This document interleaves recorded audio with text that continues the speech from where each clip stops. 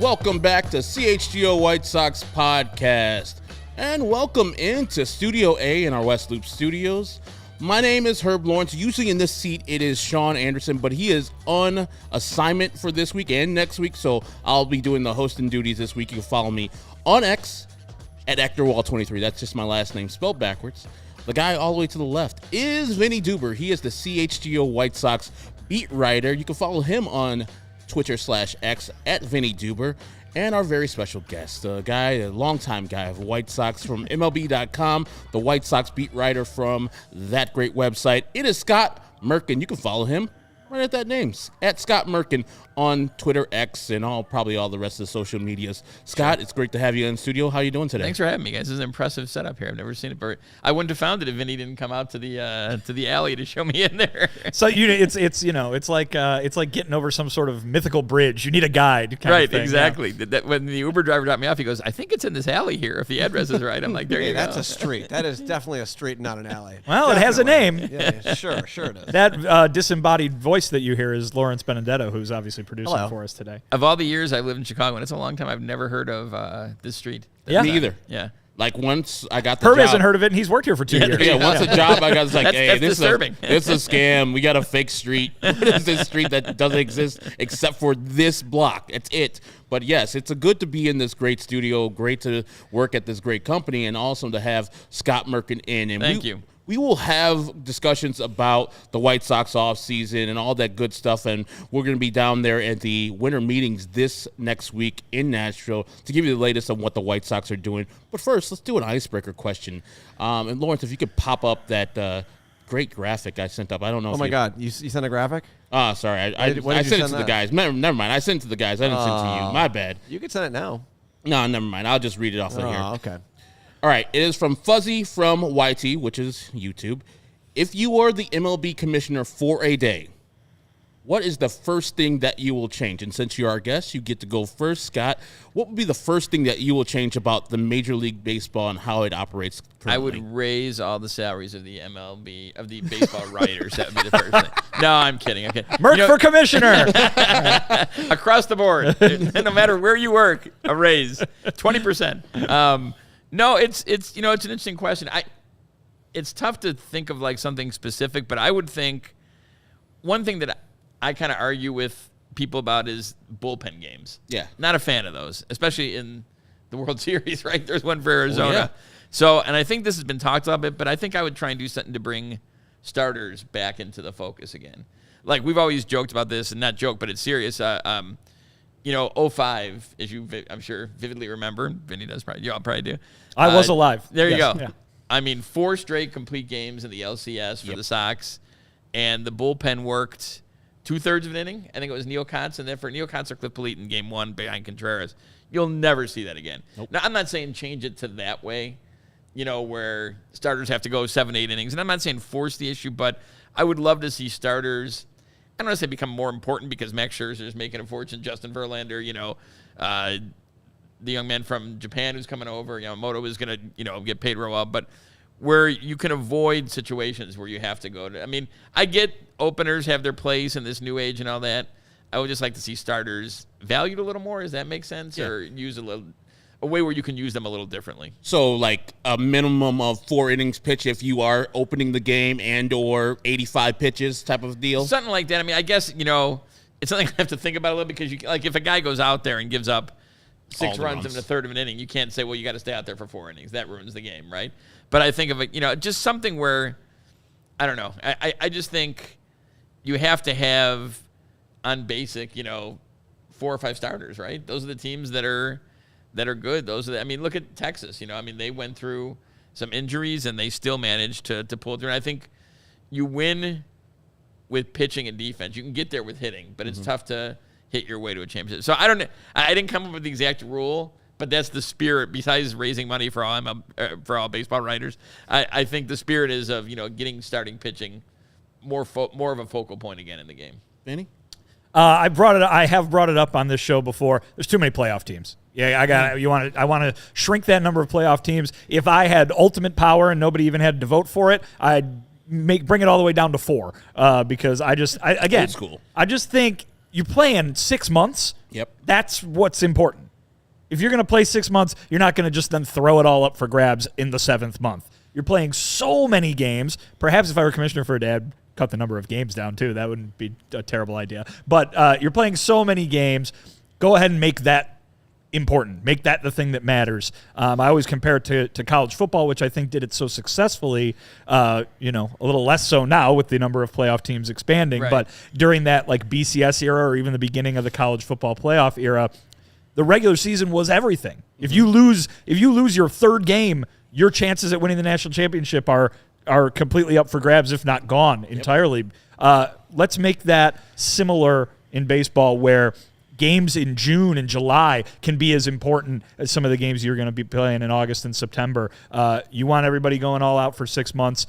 Make that the thing that's the most valuable, and then erase that opportunity just for chaos over just one month of playoff baseball. I don't think people understand how hard it is to win one World Series. Oh yeah. Let alone win multiple ones. The Yankees were the last team to go back to back. Yeah. Was it 98, 99, 2000? Do you guys remember the last National League team? Not counting the Giants, who won 3 in 6 years. The last National League team to repeat. To back-to-back, the National League team to repeat. It's got to be is it the Big Red Machine? It is the Big Red Machine. Goodness. That is it. In the 70s? It is not easy to win one, let alone 2. And I forgot, I was talking to a player in Kansas City this year. One of the Sox players, obviously, not just some random guy I walked up to. And he was saying, was talking to a softball player in Kansas City. I just stopped some guy, he was going to hit, and I said, "Yeah, I'm Scott Merkin, MLB.com. I'm going to talk." And he was saying, people don't totally get all the time how hard they work for hours just to get to the game. Yes. And then they go and play for 2.5 hours at a high intensity level. So it's just a lot that goes into it. So I understand what Vinny's saying, but it's just tough to win. It's tough to get that brass ring. You got 2 guys on the set that know exactly how hard these guys work, because you guys get to the stadium, 3 o'clock, and these guys are usually at the stadium working on extra stuff, Sure. or hitting or stretching and extra stuff. I marvel at how much actual time that Major League Baseball players work on their craft day to day. It's not they're not doing this every single day, but it's okay, you just played a game last night, and it was 11 o'clock when you left. Get back here about 2 o'clock and work again. Well, right. and then the thing that I've learned over time, I think when I first started doing this, because maybe you're not in tune to every single player's specific routine and stuff like that, you might assume that last out's made, get in the shower, get home. Hilarious. There are guys who will stick around for an hour plus after the game, lifting weights and doing other maintenance type stuff. Sure. But legitimate work that they need to do in order to get back there at 2 o'clock the next day. It's a long day. Obviously they get, ideally, if you make it all the way, the beginning of November through mid-February off. Yeah. But that day at the ballpark is not something that I think most people would sign up for just from a time standpoint. Yeah, and I don't know if they do this anymore, but I remember all the stories of players of yesteryear, the 80s, 90s, where they're just talking about, we would finish the game, open up a sixer, just talk about the game, just BS a little bit. I don't know if Paul DeYoung, and when he was talking to you guys about it in his presser, he was kind of, intimating that, back in the day when he was with the Cardinals, they used to, go over things after the game, talk baseball, understand what happened in the game, and then try to fix it the next day. So, yeah, I would like to get back to that type of era where the guys not only are around each other a lot, but they actually kind of like each other's presence, and then after the game, they kind of decompress and have a good time and chill out. This is your commissioner answer. Mandatory beers. Say real quick, that's one of the things I think Chris Getz is looking for, and I think fans, because of the fact that there's so many great statistics, great analytical analysis. We have, where I work, we have StatCast, which is as good as anything, probably the best. We have people like Sarah Langs, Mike Petrello, who can really put things into context. But that camaraderie, that clubhouse, does matter. Now you have to have good players too. Oh, yeah. You could have a really good clubhouse and win 70 games. It doesn't mean a whole heck of a lot except you have fun during the year, right? But I think they want that cohesiveness that I think has been lacking the last couple of years, and that's something they're looking for, along with we'll get into more, I guess, but improving the defense and everything else. But sorry, didn't mean to cut you off. No, good. This is an open forum. We're talking, but mine would be just get rid of the divisions. I feel it's unfair, and yes, I'm a White Sox fan, that the AL Central every year gets to send a player or a team to the playoffs, while you have a team in the AL East or the AL West with more wins, a better team, objectively, gets to sit at home or gets to go to that AL Central's team or stadium to lose to that team, even though that team is not better than them in that long gauntlet that Vinny was talking about. So I would rather just get rid of all those things, maybe not go to only 4 teams in the playoffs, but as they have currently, the 6 teams on each side, and whoever's the best makes it up. It's not a AL East, AL West, AL Central, and then wild cards. It's 6 best teams in the AL, 6 best teams in the NL. Let's play baseball. Here's the thing about the AL Central I think is interesting is it's kind of a good and a bad thing for the Sox in their current state, right? It's kind of the crutch because you can say, if we get decent, we can compete, in the AL Central. We may not win the World Series, but we can hang in there like they did in 2022, right? Yep. They were never bad enough to be out, and they were never good enough to be great. And they were never more than 500, never more than 5 over. Yep. But the problem is the last 3 winners, if you go back to the Sox, before in 20 they had 3 teams make it, I think, for the shortened season. Yep. But the Sox won 92, Cleveland won 93, and Minnesota won 87. So you can compete. You still got to be good to win the division. Oh, yeah. So I get what you're saying. It's the worst division in baseball. I mean, and I think guys have said that they've acquired. I think the Sox have kind of admitted that too. They know it's not going to be a 100 wins is going to leave you sitting out or something like that. But I think so. It's a crutch for him, but it's also I understand it's good and bad for them being in the AL Central. And I think that if you see this year, you see the Twins are kind of paring down payroll and losing players that helped them win the division this year. Royals are standing pat, but they had a great end of their season, so they could say, hey, we're ascending. We have young players. We're going to get Vinny Pasquantino back. We're going to be ascending next year.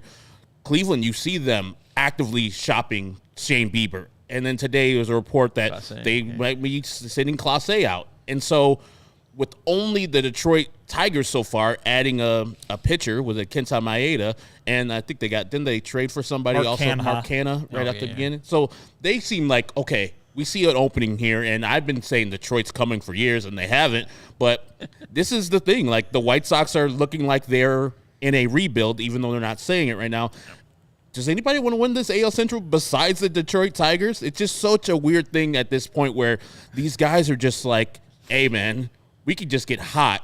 And the White Sox can feel this way. All our players can get hot. We could win the Central by easily 5 games because our players are better than all the players in the AL Central. That's what I'm kind of tripping out on the White Sox in this rebuild.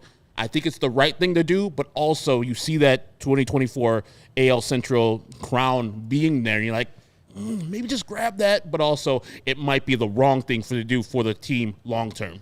Well, I think that's the thing that got kind of misconstrued I wrote something near the end of the year about comments that Pedro and Chris were making sort of sounded like a rebuild of the rebuild. Yeah. And that wasn't particularly loved. I mean, no one was really ticked, but, they said, well, that's not what we're looking at. And I think the reason they said it is because they view rebuild like you're giving up 2 or 3 years. Like, Rick did when he tore everything down and started at the winter meetings in 2016 with Chris Sale traded and Adam Eaton traded, and then, eventually it was Jose Quintana. And they did a nice job building it up. So I think they will do what you're saying. I think one of the things that's going to be interesting is as Chris continues to, what are they calling it? Retool, right? Retool this team and take a little bit away from the base and get where they want. They still have to fill out and have a team this year. They're not going to, just throw guys out there. So it'll be interesting to see what they add on. Are they just going to add on guys who are stopgaps? Are they targeting certain guys besides prospects who they know will help them in 24? And is there even some free agents they're looking at who may not only just help them this year, but maybe 2 or 3 years? So it'll be interesting to see how Chris kind of, he's talked a bunch, and Josh Barfield's talked about this, about short-term and long-term focus in these deals. And, we'll see how he approaches it in Nashville and beyond. Well, I mean, I've brought it up before, and, Merk, you're right in saying that, let's think back to the Rick Hahn rebuild. there were so many guys brought in via those big trades that you could point to so many positions on the field and go, well, the future is that guy. This guy's the future there. This guy's the future there. The White Sox have Colson Montgomery at shortstop, and that's about it. I mean, for really long term. Obviously, Luis Robert Jr. in center, Andrew Vaughn at first base, Andrew Benintendi's son to the big deal in left field. But if you're going to look at some of those things that are current holes on the team, we don't know if Nicky Lopez is going to be the everyday second baseman. Right. There's still a complete mystery in right field. It's not, we can say Paul DeJong is going to be a stopgap because Colson Montgomery is coming at shortstop, but who's coming at second base? Who's coming in right field? And so you are going to need, if you're Chris Getz, to go get guys to be those long-term answers.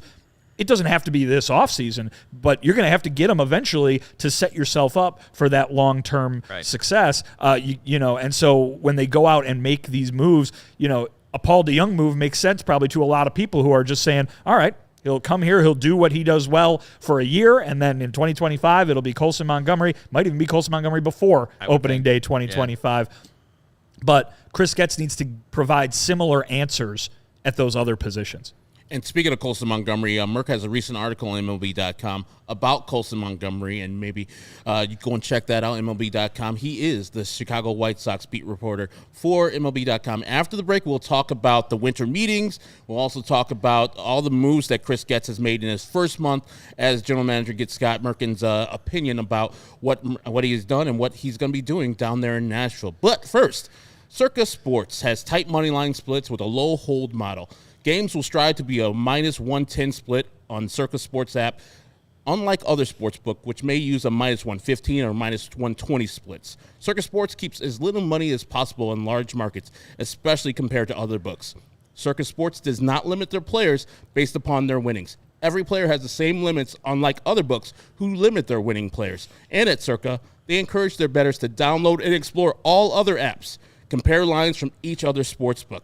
There are real people behind the Circa Sports brand who resolve issues in a timely fashion, unlike other books who use chatbots. And all aspects of the app are being run by the same team that runs the main Circa Sports app at Circa Resort and Casino in Las Vegas. Right now, download the Circa Sports app at circasports.com/Illinois-app to sign up today. Also be on the lookout for Circa events, watch parties, and tailgates. If you or someone you know might have a problem with gambling, call 1-800-GAMBLER or text GAMB to 833-234 or visit areyoureallywinning.com. Mark, you've been to Las Vegas before, right? A few times. I was gone for 2 weeks for the GM meetings. I went to Las Vegas for a week, then Arizona. I think it was 3 days at the AFL, the Arizona Fall League, and then the GM meetings. Yeah. And luckily I think all the writers, at least all the Chicago White Sox writers, escaped without the stomach flu permeated the front office. So I don't think any of us had anything to eat at that resort. So there wasn't much there. That was weird. I saw that happen. I was like, oh no, Ryan and Vinny, they're gonna be sick. They're gonna have that thing. But you guys escaped. That's good. You guys didn't stay there, right? You didn't stay at that same hotel. Too rich for our blood. That was a little pricey. The Aloft down the street was a little cheaper, I think. And need a perfect bag for game day. And if you can't see it right next to me. Let me get it. Sorry. There you go. There you go. It's Vinny with a great catch. Varsity Coolers will have you set game day and beyond for the best portable cooler and weekend duffel around. They have unique design, the exterior of the team colors. You see the Bears colors right there, a map of the city, landmarks, and food scene all over that bag. Doubles as a cooler, waterproof, and double insulated as a travel duffel also. Fits in golf carts as a carry-on luggage. If you're going to Nashville, go and get yourself a Varsity Cooler so you can have one for yourself. It's built to show up in style like a party or repping around town. Like, look at those great colors right there. And if you go into the gym, you're going to my place, Midtown, a gym bag you can wipe down on the inside when you get your sweaty clothes on the inside. Look, yeah, in the inside it's got some Chicago things like a Chicago dog and some Chicago-style pizza, deep dish pizza. Head on over to varsitycoolers.us and use code CHGO at checkout for 10% off your order. It's a really great bag. Like I said, it doubles as a cooler, duffel bag, travel. Like you're going on a thing and you need to have a carry-on luggage, that is your thing. And for me, I usually use a backpack, but that seems more grown up to me, Lawrence, right? Seems like I'm not going to school like with my backpack. I'm traveling. I'm a backpack on the plane guy myself. Yeah, I bring a backpack. Vinny with a very Price is Right feel, though, on that, showing off the double back. I've got a future in the game show prize presentation. But to get on to the next topic, this season, you know me, Merk. I'm kind of bombastic. Vinny does too. When Chris Getz got hired, I was not too pleased because I didn't think they did a thorough vetting of all the candidates that could have been out there. But I understand Jerry's team. He wants to do what he wants to do, and so he can do what he wants to do. So I was like, this first-year manager is going to struggle with a team that won only 61 games, and so this offseason wasn't going to be exciting to me.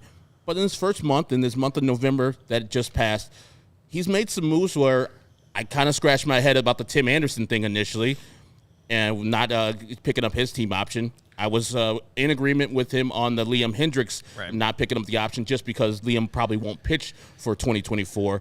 And then with the 5-for-1 trade for Aaron Bummer, I was like, wow, a rookie general manager making that type of deal for a reliever where he's expensive and also not working in 2023. That's a good deal for that man. And then to get $1.7 million for Paul DeYoung for a stopgap, who plays Major League shortstop at a good level, I was like, all right, Chris Getz, you're doing some work that I didn't think you could do, and he's been impressing me. So I'm very excited about this weekend coming up and the week that follows at the winter meetings in Nashville. Your impressions of what Chris Getz has done in his early tenure as Sox GM? Yeah, I think Chris is a real bright baseball guy. People talked about him as a GM in the making when he first started at Kansas City, when he went from player to the front office under Dayton Moore there. And I think the biggest thing with Chris is you just got to let him see how this plan plays out. I think you have to look at the bigger picture. It's tough to do, obviously, as a fan, and I understand. I think everyone in the White Sox organization understand fans are not happy right now. That's pretty much a given. That's an understatement. It's like saying I'm kind of short. But you have to look. You can judge the individual ones, but look and see how they fit overall. Like you said, the 5-for-1. Well, that gives you now, as Vinny was pointing out, a guy in Nicky Lopez who, if he's not the starting second baseman, can play all around the infield for you, play even some outfield. You have 2 starting pitching candidates, and Soroka, especially, and a guy who might be a good bounce back candidate. So I think he knows what he's doing, and I think he's hired some good people around him. I like Josh Barfield. Gene Watson is a very mercurial character. He's been around seemingly every baseball team in the game, and he knows the game. So I think it's been some Brian Bannister. I can't forget Brian Bannister too. I'm sorry about that, but there's Paul Janisch, right, is the new minor league director. So talking to people around baseball, they like the moves that the Sox have made to going outside the organization with some connections still to Chicago in their moves. But I think the biggest thing is you can talk about clubhouse and defense and taking the extra base and winning games besides hitting home runs. You got to win games. Whatever you do, the focus has got to be to get back to winning again, because as I pointed out earlier, I don't think fans care at the end of the season if they're like, well, man, they had fun, but we won another 70 games. Or they may not care this year, but if it goes past this year, you just got to find some way to bring this team back into contention again. I think so, too.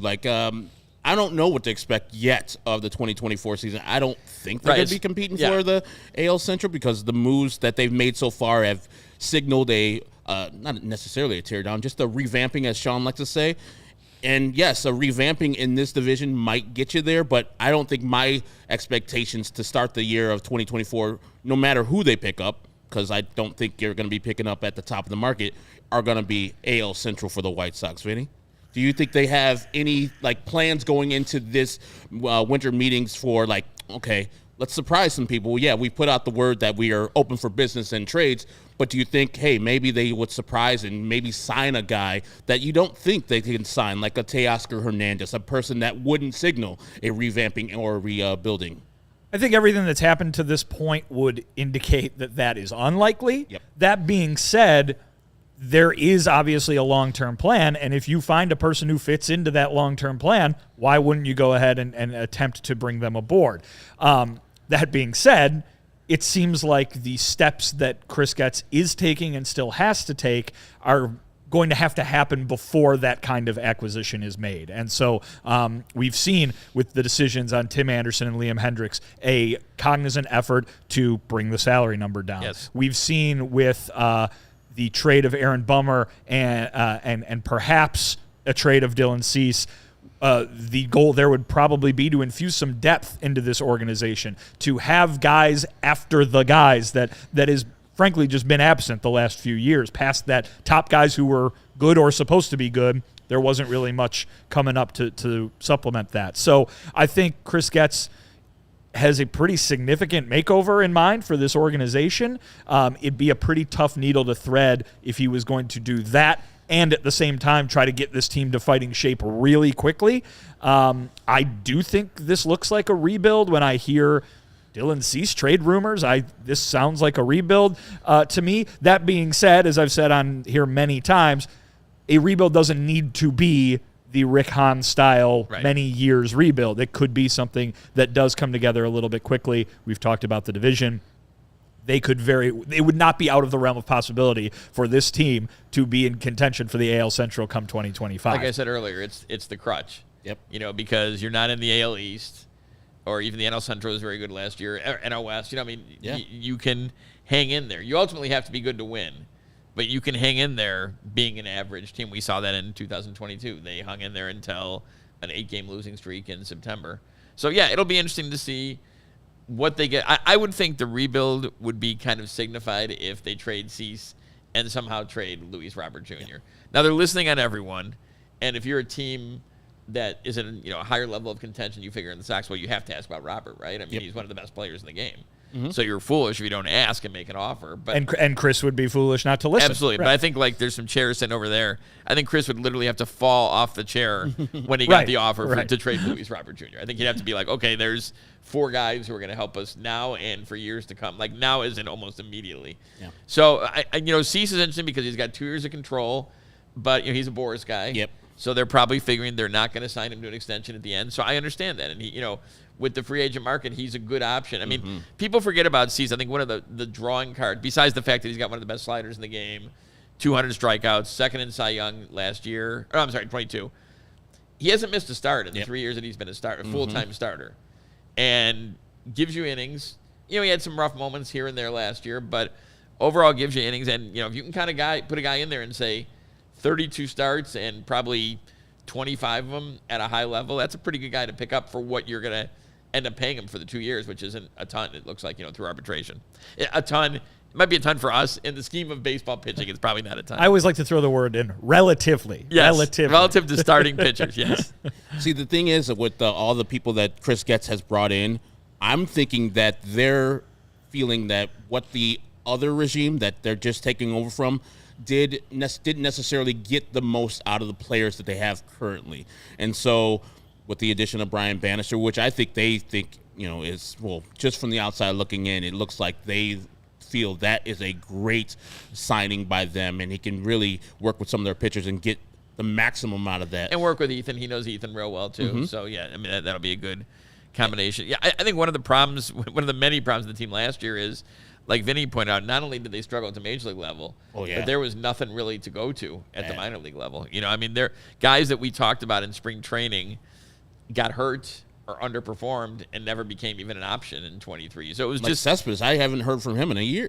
Sean Burke was a guy who was, and I'm not writing these guys off. They're young guys, but I'm saying Sean Burke was a guy. I remember I talked to Everett Tiefert, who's now the Auburn pitching coach in the offseason. He was then the minor league pitching coordinator, and he was a guy that he listed as kind of the next guy up if there was starting pitching problem. And he got hurt and it was ineffective. So that's what happens. That's one of my issues with people who are like, if you trade Cease, you got to get prospect A, B, and C. I'm like, maybe you get a couple guys who can help you right now. So because prospects are great. Yep. And it's great when the Sox were 1, 2, or 4 in MLB pipeline team rankings. Mm-hmm. But ultimately, it's kind of a crapshoot. I guess it's a crapshoot for everything. Yeah. But you never know if they're going to be the guy or kind of drop off and not become what you thought. Right. I mean, you're basically trading for the control as much as you are the upside of them being great. It's the idea there, and obviously with all the moves that Hahn made that we've talked about today so far, we're getting rid of a guy who's going to be gone in 2 years for a guy who can be here for 6, and fingers crossed that he's good. But I mean, it's almost like, Dylan Cease, 2 more years, let's get somebody who's going to at least be here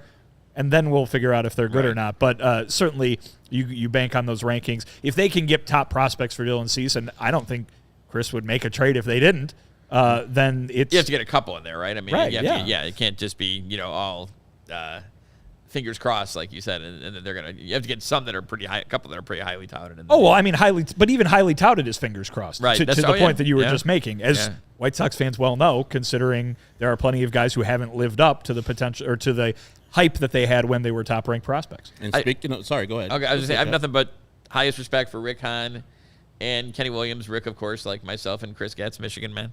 And but he did before he left, he did actually a pretty nice job trading guys, 6 guys at some level of soon-to-be expiring contracts, and then Jake Berger, for guys that should help. Now, again, we don't know, but like I've heard really good things. I was proud of the catcher who they got from Anaheim. Caro, he could be the guy, maybe not this year, but again, like you were talking about 25. So 25 seems more of the focus, but again, they're not punting this year. But give Rick credit and Kenny credit, whoever else, Chris was part of that too, and that they did seem, Nastrini, Eater, they did seem to get some guys who will help this team in the not-too-distant future during trading guys who were just not part of the picture for the White Sox. Just want to ask both of you, which player out of the 3 I'm going to name would you be surprised with if they were to trade next week or any time in this offseason? Andrew Vaughn, Yoan Moncada, Eloy Jimenez. Which of those 3 would you be the most surprised that they departed from? Andrew Vaughn. Yeah. Just because of what I was just talking about. Control. They've got years on him. They're not paying him a lot like they are those other 2 guys. And I think they still very much believe that there is a middle of the order big league hitter in that guy. I think they have great expectations for him, even if the fans have cooled off a little bit. Moncada and Jimenez have been given a little bit more time to show what they can do. It hasn't happened yet for the most part, mostly to injuries. But again, as I keep saying to fans nor the White Sox should expect those guys to suddenly be great because they haven't been to this point with the few exceptions of, a month here, a couple of months here and there. Obviously, there's hurdles to trading Eloy, hurdles to trading Yoan, the money being the big ones that I can think of. But I think there are teams around the game that look at those 2 guys and say, that guy could help us now if everything goes right. Let's take a chance. Andrew Vaughn, I think the White Sox would be a little bit more protective of. I'd agree with Vinnie on all those. I think you talk to people in the Sox organization, even when Vaughn hit a couple rough patches last year, and they say, this is a kid who's going to be 25 and 100, 280 hitter. They love his approach at the plate. I think you have to remember that Andrew Vaughn hasn't been in this game a long time, had very little minor league experience. Yeah. Was getting ready to break camp with the team his first year, and they said, oh, by the way, we got to put you out in right field now. You got to learn the outfield and make your career debut in right field. Now, he told me a couple times that he doesn't equate that with any kind of struggles, but it's got to be tough if you're playing to be DH and back up Jose Abreu at first, and the only outfield you've played is a few times in the alternate site in the COVID year, and they're like, oh, yeah, well, Eloy jumped for a home run that was 10 rows back in spring training, so we have to put you in, the outfield now. And I think credit to the Sox, they knew what they had in him too. Yeah. So they're like, well, we can get you in the lineup too. And he worked his butt off. He played second base in a game against Kansas City. He's played third base. But I think, I would be the most surprised of those 3 if he was traded. My answer would be Yoan Moncada because we talk about the money.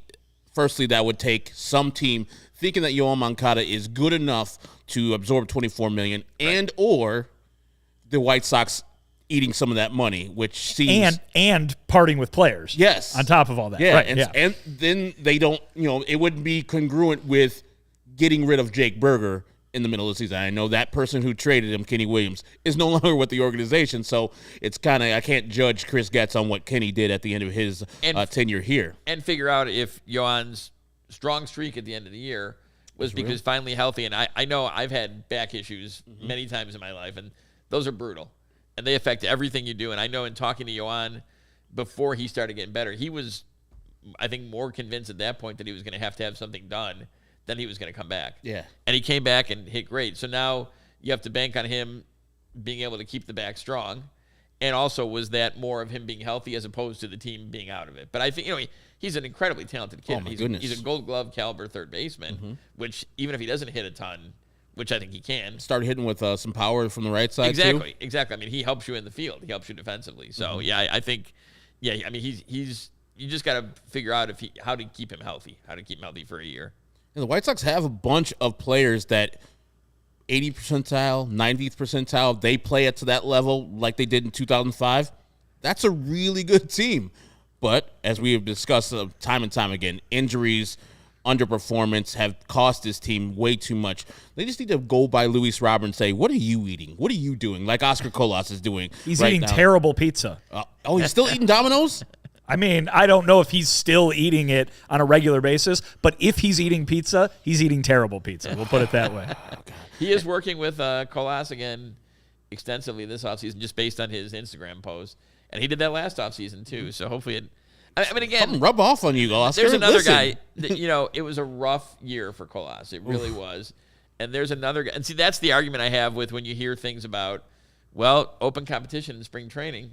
Come on, and if you're going to make a team, the Sox are your chance this year. But you also can't base things too much on what you see in spring training. Yes. It's a different environment in Arizona. Curveballs ain't sharp. Exactly. So, and again, I think Colas is far from, get rid of him. He's not going to work, but he's got a lot of things to improve on based on last year. But he's a erstwhile kid. He works hard, and we'll see how, from year 1 to year 2, how that changes. Although it does sound like, from what Chris said, he's kind of targeted for Charlotte to start the year. Yeah, I mean, here's the thing. You don't have to give up on him, but he's very much not the plan to be the major league right fielder like he was going into last season. Absolutely. Yeah, and I think in my judgment, like I said, outside looking in, Pedro does not jive with this dude. He is he's probably taught him all the stuff he needs to be taught, and it's not working right now. And that can be repaired, always can be repaired. The Pedro wanting him to go to winter ball thing, I don't know if he was, Oscar didn't want to go to winter ball, and they had a better plan of working with Luis Robert Jr., right.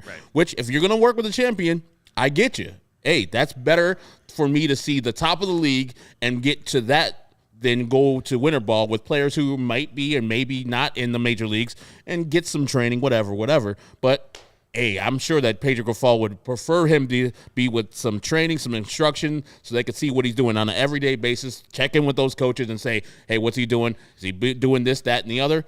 And getting back to them and making sure that he keeps his weight down, his throws down, making sure he's making the right throw to second base, all that good stuff, because it didn't seem like Pedro was all the way 100% with Oscar Colas. I mean, to send him down twice during that year, the White Sox don't do that often. And at the end of the year. Oh, yeah. When they were well. I mean, they were out of it in April, but I mean, really far out of it at the end. And instead of letting him play it out and saying, okay, well, let's see, we're going to give you a month to play. They wanted, I think it was the not just Pedro, but the staff, the fundamental issues that did not, and Vinnie can agree or disagree, that didn't improve during the year. Missing the cutoff guy, secondary leads, the routes taken in the outfield. I think that's what kind of bad. And I actually really did think from watching him that he'd hit for a little more power, too. Oh, yeah. So, he looks the part. He looks exactly who you want to be in right field. He's got a cannon of an arm, but he likes to show it off to the wrong times where he's just overthrowing the cutoff man and throwing to the wrong base. But, we'll see if the kid gets some wake-up call down there in Miami working out with Luis Robert, and then this year comes into the spring training and just wants to take the job and show the White Sox that he is the right fielder of the future and present. But right now, Vinny, let's get to the folks at 588-2300 Empire Today. With Empire Today, you get shop at home convenience, the right product for your needs, quick and professional installation, and, of course, that low price guarantee. Empire Today is the best place to get new flooring, so of course they have copycats. But Empire can't be beaten on quality, service, or speed, so competitors advertise low-quality products that Empire simply won't carry. Empire won't promise the lowest prices because anyone who does that is putting flooring in your home that they wouldn't put in theirs. Empire's philosophy is to help you find what you need, not overwhelm you with thousands of choices and substitutes. What they leave out of their selection is as important as what they put in. Empire's product team exhaustively combs through thousands of product samples each and every year to find the perfect styles. And what you want to do is use that virtual floor designer, which is a great way to see how new floors will look in any space. It's easy. Just snap a picture and instantly see how new floors will look in your room.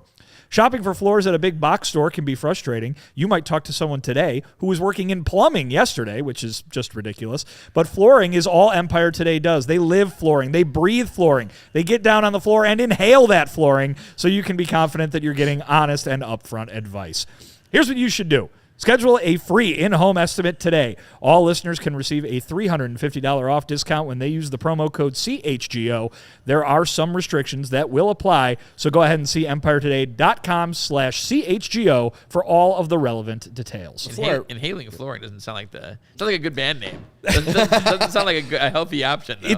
But it's what you got to do if you need to master flooring, like the folks over at Empire Today. Flooring, so I don't know about that. No one's ever come up to you, Merk, and been like, Merk, you're an expert on flooring. You inhale this stuff. Tell me what to do. There's a reason for that. I've never been approached about flooring in my life. That's true. You're right. And Victor Von Doon asked questions. I heard you slam 3-3-1-2 beers. It's not even a Goose Island read, so in 10 seconds window. That was a long time ago, earlier this year. It was 3 of the beer hugs, not another 3-1-2s. I can drink those all day because you could have done 5 in 10 seconds. Oh yeah, they're the everyday beer. Delicious. I love those. But this is a Hero Bread read. Started eating Hero Bread because I have type 2 diabetes. I don't know if you guys know that, but I do. But I am not giving up my favorite foods like quesadillas, breads, burritos, all those things. I'm not giving that up. And Hero Bread has been great for me, and I'm sure it'll be great for you when you try it out. If you need a low-carb option to fit your lifestyle or dietary constraints, the founder of Hero Bread, Cole Glass, baked 100 muffins per day. It's too many muffins, Herb. What's he doing with the stumps? Before he found the perfect blend. See, you got Merk here now who can know that Finally, reference. someone's here to get my Seinfeld reference. Yeah. Kramer tried to get rid of him. He went everywhere he could. No one would take the stumps. Top of the muffin to you, Cole Glass. I told him yesterday I haven't seen a lot of things. And Vinny did point out, like, you seem like one of those guys, he's talking about me, that one of those guys who's just a contrarian, just to be a contrarian, just so you can say, hey, I didn't see that. Yeah. Herb's over here. Oh, I haven't watched a lot of Seinfeld. It's only on 4 times a day.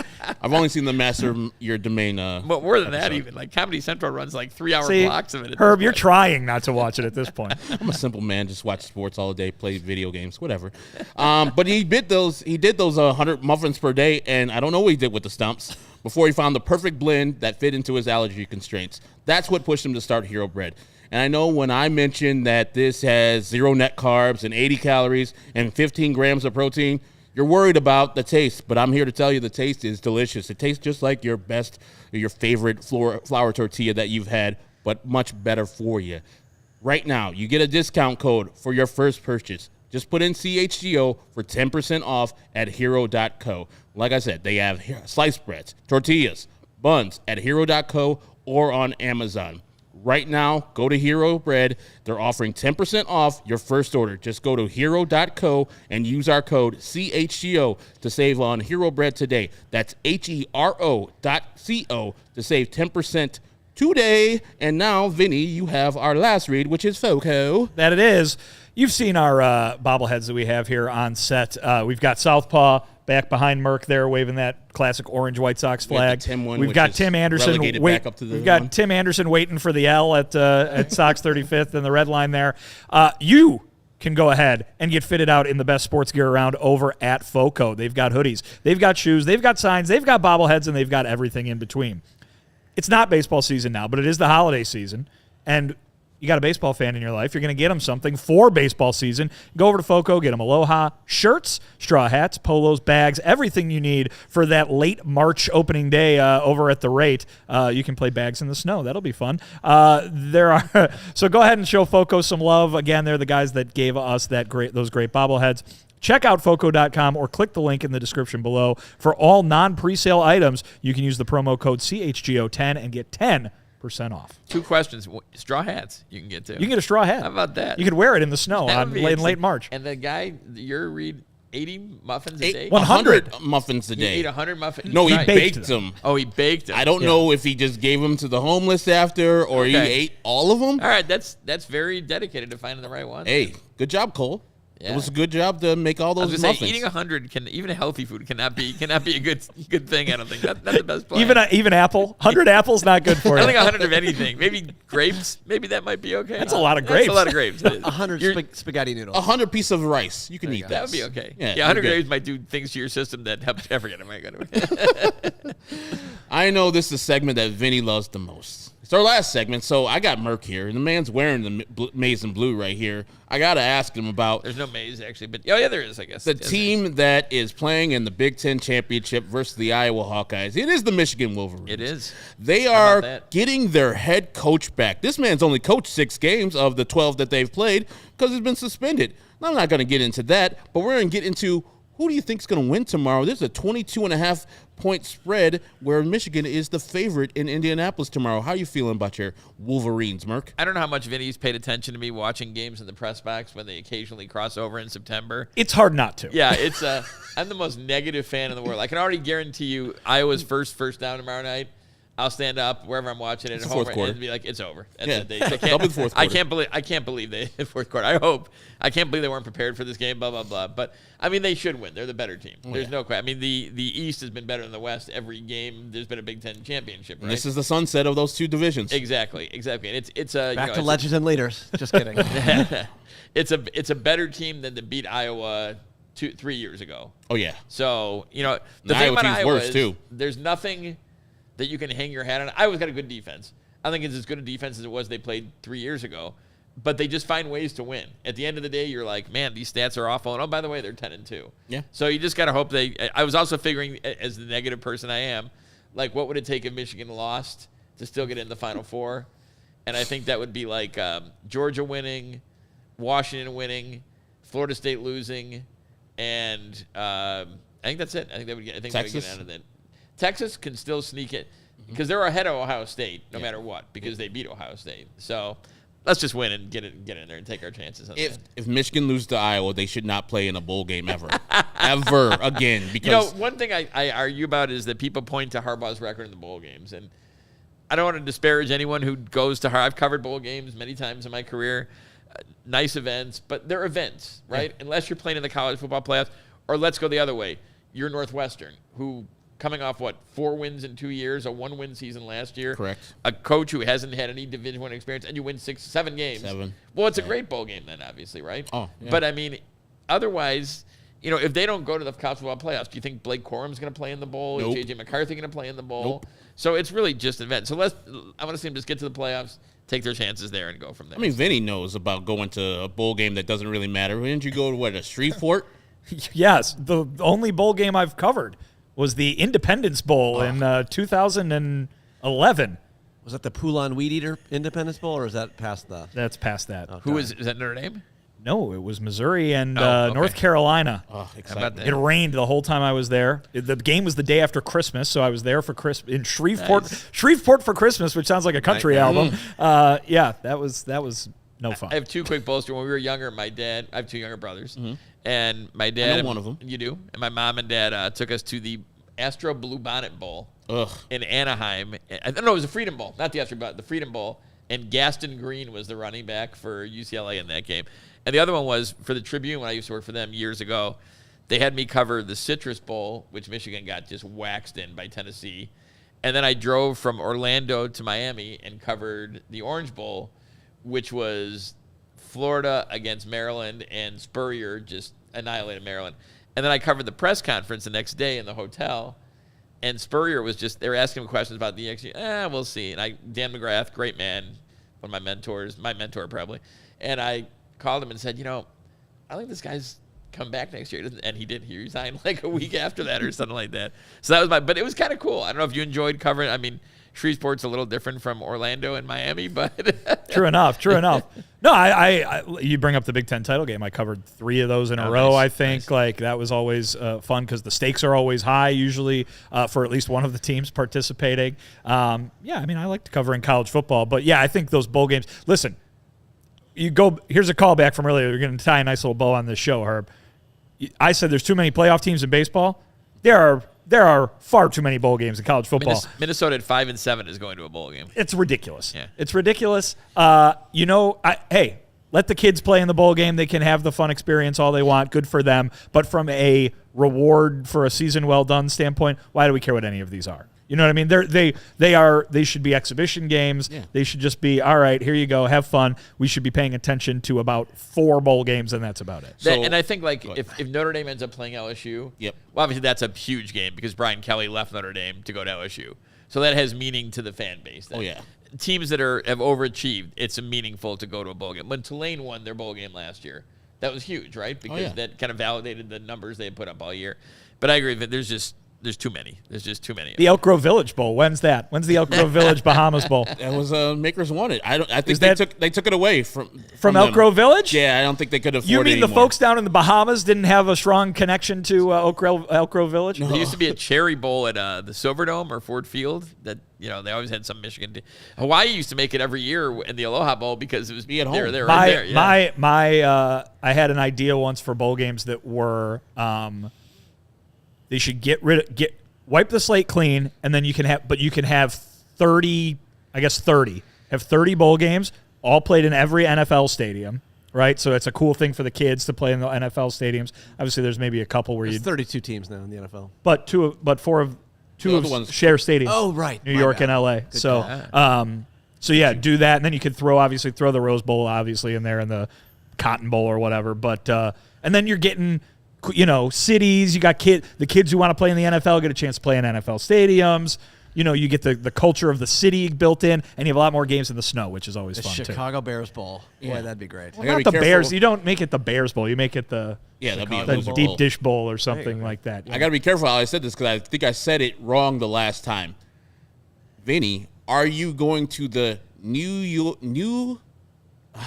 Year's Day 6 Bowl that Missouri is going to be at? Will I be attending it? Yes. Absolutely not. Okay. They had a Even nice in year, Miami. though. They had a really nice year. They're fun to watch. Yeah. Last time I called it the January 6th Bowl. I put them That's together. different. It was That's not- different. Let's not go there. Merk, there's a game in Indianapolis tomorrow. Are you going to be making the trek out there? I am not. I thought about it, and I should have switched my reservations and gone to the game and then just flown from Indianapolis to Nashville. I'm not sure how many flights go from Indianapolis to Nashville.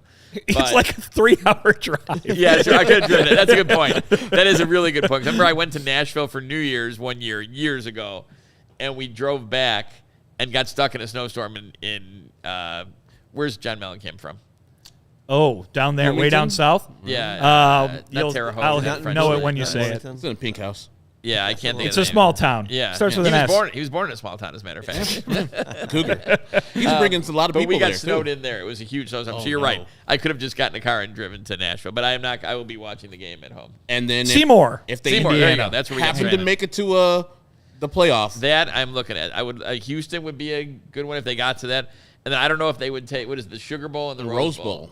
So I went to the Sugar Bowl when they beat Virginia Tech 12-9 or 19-16, whatever it was. Exciting. And it's I don't know if you've ever seen a game there. No, I've It's a seen great venue to watch Illinois the game. lose to LSU. I mean, I'll tell you what. I've covered both Sugar the Bowl. Sugar and Rose Bowls. Both amazing. I mean, Sugar Bowl, you're in New Orleans. You get the food is Right. ridiculous. So you get 5 days down there. That's amazing. But the Rose Bowl, The Rose Bowl's the Rose Bowl. I went Granddaddy to of the them all. I went You to the get Rose the- Bowl when I was a student in Michigan. It was a great experience, you amazing get that end experience. of the third quarter when the clouds start turning cotton candy colors and the sunset. Oh, There basically is no more Rose Bowl. I mean, there hasn't really been a real Rose Bowl for a while since it's been part of the playoff. Right. But now there's going to be no real Rose Bowl starting next year. There'll be no Pac-12. What a shame. But I hope I have a chance to. Hope there is a possibility for me to go to one, if not both, of those games. And you just said you went as a freshman in Michigan, or when you No, were I in was Michigan? a senior when they lost to John Cooper and Arizona State in the Rose Bowl. Yeah, Who was They on didn't lose Michigan at that time? So Harbaugh was a year and 2 years ahead of me. Okay. At Michigan. So I'm not even sure who was the quarterback my senior year. I was there when they lost to BYU in the Holiday Bowl, and BYU won the national championship. San That Diego. was the old days, yeah. Good when times. I think Michigan finished 6-6. My junior year was when they went 10-1-1, and I went to the game at U of I. It was dreadful conditions, and it ended up in a 3-3 tie. And Mike White's son was the kicker, and he missed like a 35-yard kick short because the wind was like 30 miles an hour in his face. So, yeah, it was brutal condition. I still remember that to this day. So, I chose poorly.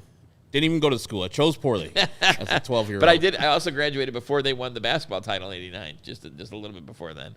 Yeah. So, by the way, I'm looking at the comments and off the college football time, which we should probably do a whole show on Michigan, actually, if you guys can. What, hasn't this been that? But Seas to Baltimore, Jackson Holiday has to be in that conversation. I think if Jackson Holiday were in that conversation, Chris would have made the trade yesterday. Oh, yeah, he hit the button. I don't nothing against Dylan, who's one of the elite starters, but I don't think Jackson Holiday's in any conversation right now. Nothing against the guy or woman who put up the comment there, but it's Jackson Holiday is not going to be in a trade. I think the only way Jackson Holiday is included in a trade to the White Sox is if you put Luis Robert in a trade. Then you can maybe get Jackson Holiday, but Baltimore might think of Jackson Holiday might be better than Luis Robert. There's some people who think he may play this year in the majors, right? He's that good. Should. So, all right, that is the show today. We had a great time. What do you think Jackson Holiday thinks of the Wolverines? That'd be a good topic. Probably doesn't like them. When his dad? Dad's a more of a Southern guy, Texas guy. So he probably loves the horns, hook 'em horns. There you go. But this is a good show. I enjoyed it. My team's not going bowling, even though they're 5-7 and they beat Minnesota. Yeah. I don't know why they're not going bowling because they're not as smart as Minnesota Golden Gophers. Yeah, I don't know how they how do they pick the 5 and 7. It's by draft. Oh, it's really? education. Yeah, it's like smart.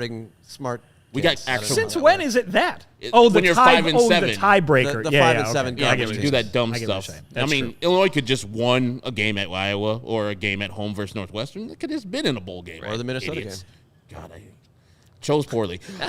So the voice you just heard is our producer Lawrence Benedetto. He's always good, always our guy, and usually you hear him on the CHGO Bears podcast, but he's off this week. The Bears are off this week, so no game this Sunday. Certainly not off. I'm here with you on a Friday afternoon, but yes, you're enjoying your time. I can't wait for Sunday. It's exciting.